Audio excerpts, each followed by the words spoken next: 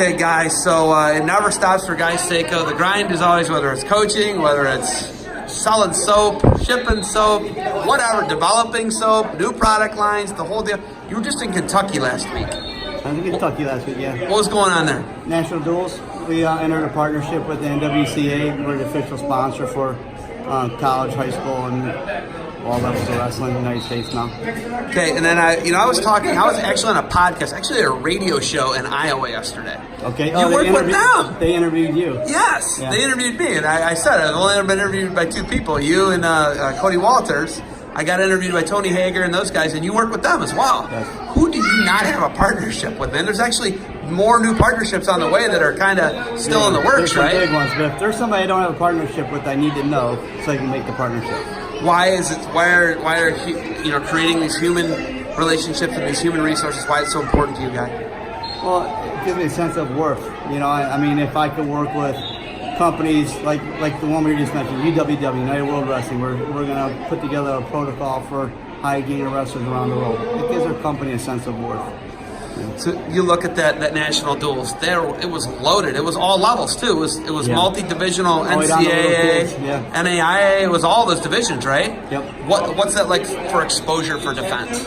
Oh, it's good. I mean, there's a lot of coaches that I actually don't know. I'm kind of traveling that D1 circle, but it was good to get to the D2 and D3 circle. I actually had some West Shore kids wrestling in that thing. I had 3 of them. Wow. So once again, multiple hats, right? Yeah. Multiple hats. So, speaking of balancing, there's so much you balance, right? Coaching, running a business, you're a retired police officer. It's incredible. But being a dad and a coach, what is that like? I know you've already done it once with Gus, who had a ton of success. Now you got a 40-pounder, right? Maximus. How old is Maximus? 5. He's 5. He won his first championship today, didn't he? He won the district. I feel bad for him though, because I mean he's a coach's kid, which always extra pressure. But he's Gus's little brother. Those are some big shoes to fill.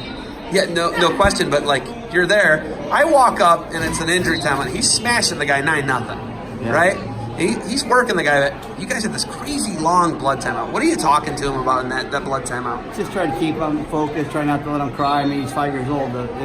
His shoe comes untied, he's going to start crying in the match, so I have to just keep his head in the match.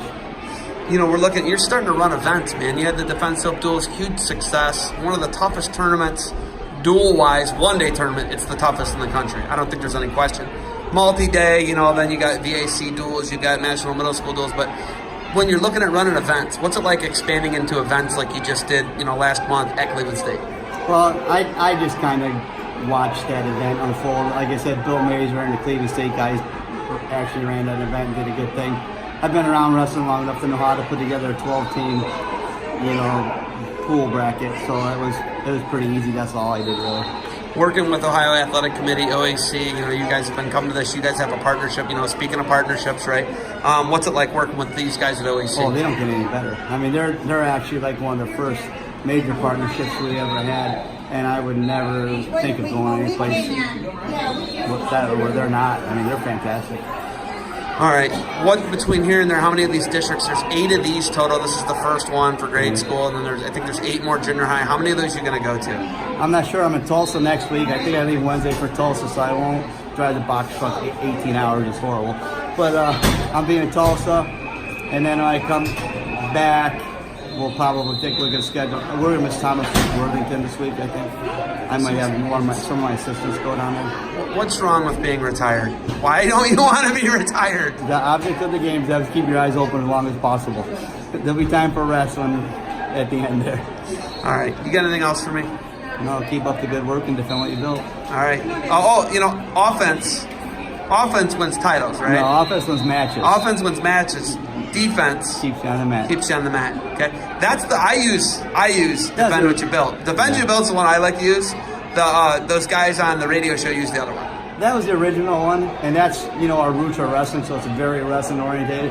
The marketing departments and stuff like defend what you built because people can relate to that. I mean, guy, come on, read your shirt right now. Read your shirt. It's the easiest one to use too, right? And everybody can relate to that. Hey, I worked hard.